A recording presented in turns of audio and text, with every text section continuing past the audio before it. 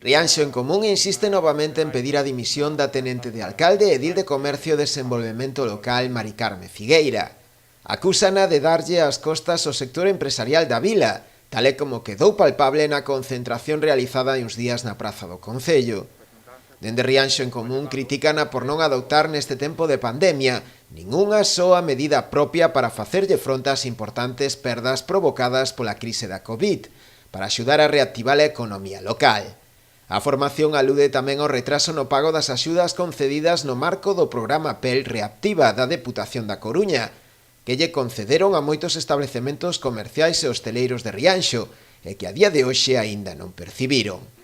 Por todos estes motivos, Rianxo en Común, como xa fixera en decembro pasado, volve a pedir a dimisión de edil, exixíndolle ao alcalde Adolfo Muiños que, se non o fai, a cese de contado do seu cargo como a responsable de comercio.